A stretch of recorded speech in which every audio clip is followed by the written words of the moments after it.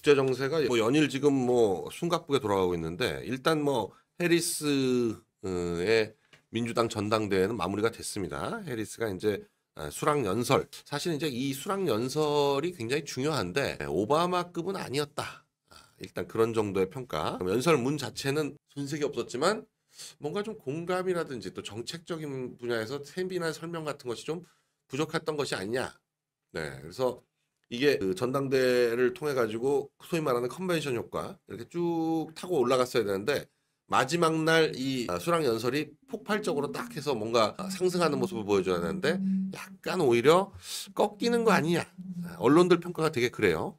영국 언론도 그렇고 미국 언론들도 그렇고 전반적으로 오히려 공감 이쪽은 부통령 후보인 월즈, 풋볼 코치, 뭐 공립학교 선생 뭐 이런 걸 출신 경력 같은 걸 이용해 얘기하면서 공감을 끌어냈다. 지지층들의 공감을 끌어냈다. 이런 평가를 받고 있고 이 해리스는 뭐 자기 중산층 가정에서 자랐다 어떻게 하는데 이게 좀 약간 그렇게 뭐 공감을 끌어낼 정도는 아니었던 것 같다. 그렇지만 2016년에 힐러리 클린턴이 유리천정, 글라스 실링이라고 하죠. 이 유리천정을 깨고 여성 대통령이 되겠다. 뭐 이런 얘기를 해서 그게 사실 마이너스가 됐다. 이런 평가가 많았는데 이 해리스도 혹시나 또 이제 여성 대통령 얘기를 하면서 글래스 실링 얘기를 하는 것이 아니냐 했었는데 글래스 실링이라는 말은 하지 않았다. 그게 오히려 잘했다. 이런 평가들이 많습니다. 이제 뭐 더 이상 여자냐 남자냐 뭐 이런 식으로 해서 여성 차별 이건 더 이상 표를 얻는데 큰 도움은 안 된다라고 보고 있는 거죠. 자, 이 헤즈볼라와 이스라엘 지금 또 방향이 바뀌었습니다. 하마스가 거의 소탕이 되다시피 하마스가 거의 진압이 다 되고 나니까 이제 이스라엘의 북부 쪽에 있는 헤즈볼라가 본격적으로 이스라엘을 향해서 공격을 하기 시작했다. 이건 사실은 하마스도 그렇고 헤즈볼라도 그렇고 물론 헤즈볼라도 오래된 단체긴 합니다. 1982년에 만들어졌고 이 기본적으로 시아파들 수니파와 시아파가 있죠. 한 8대2 정도 되는데 시아파들이 주축이 돼서 만든 아주 강력한 그 무장 단체인데 이 무장 정도가 뭐 하마스보다 훨씬 더 강력하다. 이렇게 알려져 있고 단체 수가 한 10만 명 가까이 된다. 이렇기 때문에 중동에서 가장 강력한 무장단체다라고 얘기를 하고 있는데 여기에 뒷돈을 누가 대고 있나? 역시 이란입니다. 이란이 원래 이란의 원래 이름은 페르시아잖아요. 그래서 이란은 이제 시아파입니다. 페르시아인데 시아파인데 그래서 시아냐 순이냐 헷갈리실 때 이란이 페르시아였고 그래서 시아다라고 생각하시면 됩니다. 그래서 이란이 하마스도 마찬가지고 이 헤즈볼라도 그렇고 양쪽 모두 이란이 자금과 무기와 이런 것들을 이란이 대주고 있다. 이거 뭐 공공연한 사실입니다. 그리고 지금 이란이 이스라엘을 직접 공격하고 싶어도 워낙 이란과 이스라엘이 멀리 떨어져 있기 때문에 중간에 뭐 이라크하고 사우디아라비아가 떡 자리를 잡고 있어. 뭐 요르단 이런 나라들도 있고 뭐 중간에 나라가 많아요. 그렇기 때문에 이란이 이스라엘을 직접 공격하거나 이스라엘이 이란을 공격하는 거는 전폭기를 통한 폭격 아니면 미사일을 통해서 서로 공격하는 건데 이 뭐 서로 뜬구름 잡는 거죠. 그러니까 이란은 이스라엘과 붙어 있는 헤즈볼라를 충동질해서 헤즈볼라를 들쑤셔서 헤즈볼라로 하여금 이스라엘을 공격하게 하고 있다. 그리고 그게 이란 입장에서도 피해가 덜한 것이 헤즈볼라라는 단체는 레바논의 특정 지역에 이렇게 좀 분포하고 있을 뿐이지 이 어디서부터 어디까지가 헤즈볼라다. 이게 좀 불분명하거든요. 그러니까 이스라엘 입장에서는 헤즈볼라를 도대체 어디까지 공격해야 되느냐. 물론 어제도 이스라엘이 100대의 전투기를 동원해 가지고 헤즈볼라에 폭격을 했다는데 헤즈볼라의 이제 지휘부들이 주로 자리 잡고 있다고 하는 곳에다가 공습을 했다는 건데 이 헤즈볼라도 여기에 맞서 가지고 뭐 300기가 넘는 로켓 같은 것을 이스라엘 쪽으로 발사했다. 서로 공중전을 주고받고 있는 거죠. 근데 이스라엘은 물론 아이언돔으로 다 막아냈다. 뭐 이렇게 얘기하고 있습니다. 네. 트럼프 1기 때 트럼프와 함께했던 사람들이 지금 대부분 다 떠났습니다. 부통령이었던 펜스뿐만 아니라 당시 뭐 안보보좌관들 뭐 이런 사람들이 대부분 다 트럼프 곁을 떠나서 지금 트럼프 곁을 지키고 있는 사람들은 전혀 새로운 사람들이죠. 그런데 1기 때 트럼프를 보좌했던 사람들이 대부분 뭐 책을 하나씩 써가지고 트럼프를 맹비난하고 그랬었는데 그 중에 이제 군인 출신 삼성 장군 출신의 맥메스터 당시 트럼프의 충동적 결정을 막아낸 뭐 켈리 비서실장 그리고 국방부 장관 그리고 이 맥메스터 안보보좌관 이 세 명이 어른들의 축이다. 트럼프의 충동적인 결정을 막을 수 있는 어른들의 축이다. 이렇게 불리곤 했었는데 그 맥메스터가 책을 내가지고 트럼프가 뭐 어떤 트럼프 일기 때 어떤 잘못을 저질렀다. 뭐 이런 식의 혹평을 쏟아냈는데 그 중에 뭐 재밌는 거는 트럼프가 북한이 열병식을 자꾸 하니까 열병식 할 때 미사일을 쏴가지고 김정은부터 시작해서 싹 다 제거해버리자. 뭐 이런 얘기까지 했었다. 그래서 굉장히 안보보좌관과 국방부 장관 이런 사람들을 경악하게 했었다. 미국이 물론 별짓 다 하지만 열병식 하고 있는 데다 대고 공습을 해가지고 전부 습격하는 이런 일까지 벌이는 건 미국이 말이 안 된다. 그런 얘기죠. 생각은 충분히 해볼 수 있지만 사실 뭐 이란 혁명수비대 대장 이런 사람도 드론을 통해 가지고 암살했었죠. 그러니까 뭐 미국이 별별 이상한 것들을 많이 하는데 그러나 열병식에 공습을 해가지고 군부뿐만 아니라 김정은까지 전부 제거하겠다. 이건 참 재밌는 그런 발상이긴 합니다. 중국이 지금 뭐 전 세계 태양광 패널을 거의 독점하다시피 하고 있습니다. 워낙 싼 가격에 태양광 패널들을 생산해가지고 공급하는 바람에 우리나라도 뭐 오시아인이 한환이 태양광 기업들이 큰 기업들이 있지만 중국산 패널에 밀려가지고 뭐 영 지금 맥을 못 추고 있죠. 그래서 우리나라에 있는 태양광도 다 중국산 패널들입니다. 미국도 마찬가지예요. 미국에서도 태양광을 많이 발전을 시도하고 있는데 미국산 패널들을 뭐 가격 차이가 너무 나서 중국산 패널이 완전 장악하다시피 하고 있는데 그래서 중국산 패널들에다가 25% 관세를 덤핑 관세를 매기고 있습니다. 그런데 이 중국이 그걸 우회하기 위해서 동남아에 중국산 태양광 패널 생산 공장들을 건설해 가지고 동남아산으로 이렇게 우회하는 거죠. 중국산이 아니고 동남아에서 생산한 것이다 라는 식으로 해가지고 이 중국에 대한 관세를 회피하는 그런 수단으로 쓰고 있다. 그래가지고 동남아산들에 대해서도 역시 제재를 해야 된다라는 얘기가 많이 나오고 있었는데 아니나 다를까 미국에서 이번에 25%의 관세를 50%로 올리고 동남아 4개국까지 함께 관세를 물리겠다. 뭐 이렇게 지금 얘기하고 있습니다. 그래서 중국 자본들을 잘못 받아들였다가는 결국 이렇게 초토화될 가능성이 높다. 근데 중국이 지금 사실 상당히 심각한 게 중국이 지금 중앙정부하고 중국에 약 30개가 넘는 성들이 있습니다. 중앙정부하고 지방정부가 있으면 세금의 비중이 우리하고 좀 달라요. 우리는 중앙정부가 훨씬 대부분을 많이 받고 한 20% 정도가 지방세고 국세가 거의 80%를 넘는 그런 비중으로 되어 있는데 중국은 국세가 중앙정부가 가져가는 돈이 한 45%, 지방정부가 가져가는 돈이 한 55% 이렇게 세금이 분할돼 있다 그래요. 근데 실제로 세금을 사용하는 사용처는 지방정부가 훨씬 많다는 거죠. 지방정부는 한 80% 전체 예산에서 80% 정도를 지방정부가 쓰고 있고 중앙정부는 한 20% 정도밖에 안 쓰고 있어서 중앙정부는 세금 걷는 거에 비해서 쓰는 돈이 적어가지고 돈이 남지만 지방정부들이 지금 굉장히 재정적으로 위험한 상황이다. 그동안은 어떻게 버텨왔냐면 그동안은 그런 구조적으로 세금이 모자라는 것을 뭘로 메꿔 왔냐. 지방정부들이 부동산 개발을 해가지고 그 부동산 개발을 한 걸 부동산 회사들, 건설 회사들 이런 데다가 땅을 매각해서 그 매각 차익으로 이 모자라는 세금을 메꿔왔다는 거죠. 부동산 판매가액으로.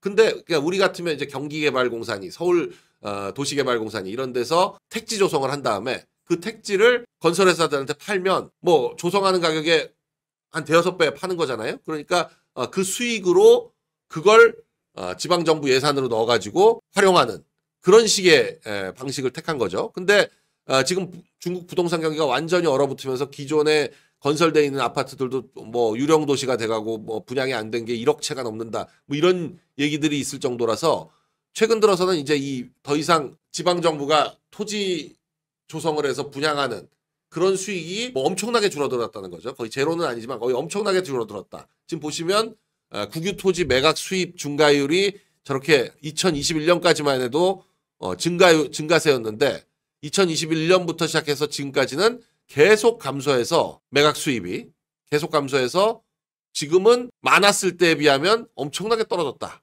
그래서 이 수입이 워낙 줄다 보니까 구조적으로 세금이 모자란데 예산에서 부족한데 그걸 메꿀 방법이 없다는 거죠. 그러다 보니까 공무원들 월급도 제대로 못 주고 무슨 연금 같은 거 또 깎겠다고 하고 심지어는 돈이 부족해가지고 중국은 또 이 사찰들 절들이 수입이 어마어마한가 봐요. 그래서 사찰에서 돈을 빌려가지고 세금을 공무원 월급을 준다. 뭐 이런 얘기가 나올 정도로 상하이 같은 경우에 상하이 시내 정안사, 용화사, 옥불사 이런 사찰들이 있는데 이런 사찰에서 2조 원 가량을 빌려서 재정 수지를 맞추고 있다. 뭐 상하이 쪽에서는 시에서는 가짜 뉴스다 그랬지만 사찰에서 돈 빌린다는 얘기가 끊이지 않고 나오고 있다. 그래서 뭐 중국의 이 부동산 버블이 꺼지면서 상당히 심각한 상황으로 가고 있다. 중국의 누구나 다 2010년대 중반부터 중국의 경제에 대해서 위험하다고 예측을 했던 사람들이 대부분 하는 얘기가 그림자 금융, 부동산 버블 요 두 가지를 빠짐없이 얘기하고 있었죠. 그리고 이 농민공이라고 하죠. 농민공들의 문제. 결국 이 부동산 버블과 그림자 금융 때문에 중국 경제가 파탄이 나면 그 파탄난 틈을 이용해서 이 농민공들이 이 불만을 해소하지 못해서 몇 억 명쯤 되거든요. 농민공이라는 게 이 중국의 1선 도시, 2선 도시에 해변가에 있는 도시들, 상하이니 베이징, 천진, 셴젠 이런 4개 도시가 보통 1선 도시라고 하는데 이쪽에 노동자들이 내륙 지방에 있는 노동자들이 내륙 지방의 농민들이 농사 지어 가지고 도저히 먹고 살 수 없다. 그래서 이 해변가 도시로 밀려든 거죠. 그게 소위 말하는 농민공입니다. 이 농민공들이 몇 억 명이 존재하는데 이 몇 억 명의 농민공이 사실 중국의 저임금을 바치고 있었는데 이 농민공들의 불만이 커져가면 굉장히 사회에 위험이 발생할 것이다. 지금 뭐 엄청난 실업이 발생하고 있는데 사회적 불안이 가중될 것이다. 이렇게 한 10년 전부터 예측을 하고 있었는데 지금 그런 위험이 이제 현실화되고 있다. 이렇게 보여집니다. 자, 방사선 검출 사례가 제로인데도 불구하고 지금 거의 5만 건 가까이 조사를 했는데 방사선 검출은 제로입니다. 그런데도 불구하고 민주당은 또 괴담 선동을 하고 있다. 뭐 1년밖에 안 돼서 그렇다. 4, 5년 지나야 된다. 김민석은 그런 소리를 하고 나섰습니다. 말도 안 되는 얘기다 라는 거죠. 김민석, 위성곤 이런 사람들이 괴담을 또 선동하고 있다. 그러면서도 조국은 해물 솥밥 자랑을 하고 나섰어요. 해물 솥밥 이런 거를 먹으면 자랑해야 된다고 배웠다. 그러면서 해물 솥밥을 페이스북에다 올려놨. 여기에 대해서 정유라 씨는 이 정도면 그냥 약 올리는 것 같다. 솥밥 먹으면 자랑해야 하는 건 배웠지만 본인이 내뱉은 말은 지켜야 한다는 건 못 배운 대단한 조스트라다무사. 이런 솥밥을 먹으면 자랑해야 한다고 배웠다라고 하는데 누가 그런 걸 가르쳐줬는지 모르겠네요. 어디서 배워도 그런 것만 배우고 다니는지. 저 머리가 나쁜 것 같다고. 예전에 머리 나쁜 사람 보고 닭대가리다 그랬었는데 닭대가리라고 하는 이유가 한테 모이 주다가 이렇게 내쫓으면 돌아가다가 이렇게 도망가서 돌아가다 다시 또 온다는 거잖아요. 도망가다가 내가 왜 도망가는지 잊어버려서 다시 돌아온다. 이게 닭대가리라는 거의 이유였는데 아니라는 거죠. 조류들이 생각보다 똑똑하다는 거예요. 특히 조류 중에서 제일 똑똑한 게 까마귀라는 건데 까마귀는 거의 돌고래 수준으로 똑똑하다. 그걸 어떻게 아느냐? 까마귀가 먹이를 숲속 여기저기에다가 이렇게 숨겨놓는다는 거예요. 그러니까 한번 먹이가 생기면 그 먹이를 한 번에 다 먹거나 한 번에 해서 어디 한 군데다 갖다 놓거나 이렇게 하는 게 아니라 자기 둥지에다 딱 갖다 놓거나 이게 아니고 한 군데에다만 놔뒀다가는 이게 없어질 수 있기 때문에 여기도 놓고 저기도 놓고 근데 그거 먹이를 놓는 장소가 숲속에 뭐 100군데 200군데 이런 데다가 놔두는데 그걸 다 정확하게 기억해서 나중에 다 찾아가서 먹이를 먹는다는 거죠. 그러니까 그렇게 엄청난 공간 지각 능력과 기억력을 갖고 있다는 게 이거는 돌고래 수준을 뛰어넘는 거다. 강아지나 돌고래 수준을 뛰어넘을 정도로 머리가 좋다. 그리고 지금 보시면 까마귀 저렇게 도구를 사용해서 물 먹기 위해서 엄청난데요. 그러니까 사람은 그렇게 못한다는 거죠. 사람은 그렇게 못하는데 침팬치도 그 정도 한다는 거예요. 침팬치도 먹이를 여기저기다 다 숨겨놓고 먹이 어디 있는지 딱 이렇게 찾는데 한눈에 딱 봐가지고 이렇게 어디 원숭이가 있고 어디 뭐가 있고 어디 뭐가 있고 이렇게 그 복잡한 숲속에서 한눈에 딱 보고 뭐가 어디 있는지를 정확하게 파악하고 뭐 이런 능력이 침팬치 능력 중에서 제일 대단한 건데 그래서 이제 침팬치가 요 뭐 이런 훈련 같은 걸 해보면 인간보다 훨씬 그런 면에서 뛰어나다는 건데 까마귀 고기를 먹었냐 이거는 전혀 아니다. 네. 네, 이 윤석열 탄핵기금 약정서 이거 돈 버는 방법도 가지가지예요. 네. 윤석열 탄핵을 기금을 모으겠다. 그 기금 모아서 누가 쓰는 거예요? 자기들이 쓰는 거 아닌가? 그게 무슨 기금이야. 그냥 우리한테 돈을 달라. 우리가 윤석열 탄핵을 시킬 때 돈을 달라. 그 얘기인데 전장현 저기도 또 수석 선물을 판매하고 있는데 장사를 시작했습니다. 이게 좌파들이 그동안은 여기저기서 빨대를 꽂아가지고 돈을 빼먹다가 윤석열 정부 들어와가지고 대거 또 지방정부들도 대거 이런 빨대를 다 빼버리니까 이제 돈들이 부족해져가지고 돈줄이 모자라서 난리가 났다. 역시 저런 단체들을 압박하는 건 돈줄이다 라는 거죠. 돈줄을 막아야 찍소리도 못하고 활동을 못한다. 결국 돈이고 결국 인건비죠. 저 사람들이 뭐 시위하고 그럴 때 뭐 무슨 열과 성의에 의해서 나오는 게 아니라 다 돈이에요. 월급 받고 나오는 거라 생각하시면 됩니다. 일당 받고 나오는 거다. 전문 시위꾼들이 그게 무슨 자기들 밥줄이에요. 밥줄. 시위하는 게. 사실상 여성단체나 환경단체도 다 마찬가지고 다 결국은 돈이다.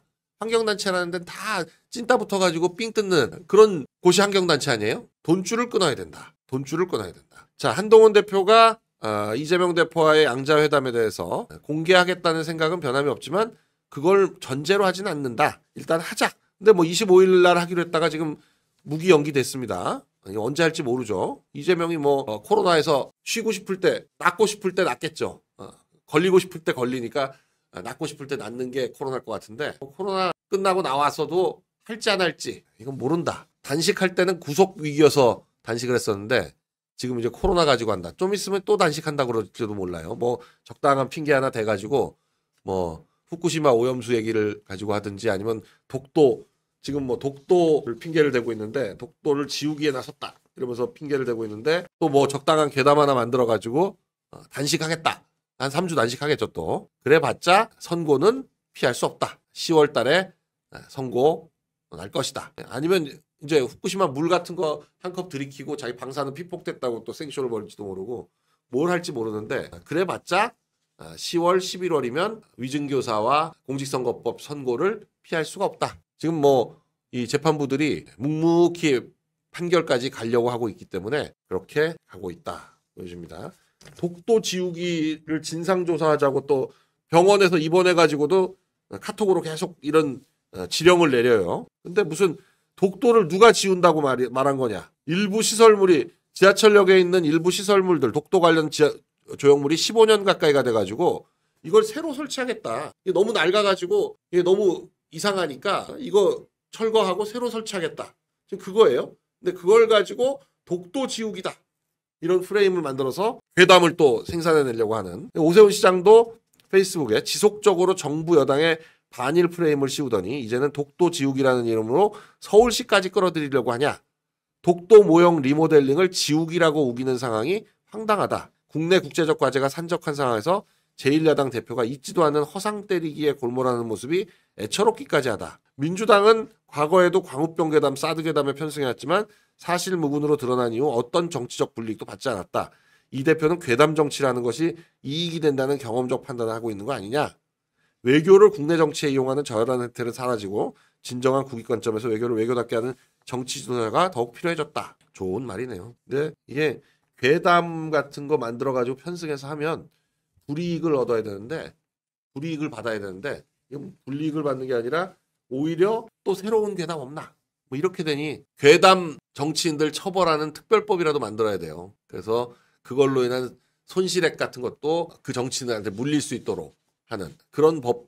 지금 무슨 역사적 사실에 대해서 논란만 일으켜도 처벌하겠다고 민주당은 그러는데 그러면 여기는 국힘은 괴담 만들어가지고 거기 편승하는 정치인들에 대해서 민형사, 형사적으로도 그렇고 민사적으로도 그렇고 소송을 낼 수 있도록 하는 그런 법을 만들어야죠. 형사적으로는 형량을 그렇게 세게 할 필요 없이 그냥 명예훼손 비슷한 정도의 형량으로 해놓는다고 하더라도 민사상 손해배상 청구를 이 손해액을 입증하거나 아니면 손해액을 추정하는 그런 규정을 만들어서 손해액 추정 규정 같은 걸 만들어가지고 이런 짓들을 아예 못하게 발본 세관을 해야 됩니다.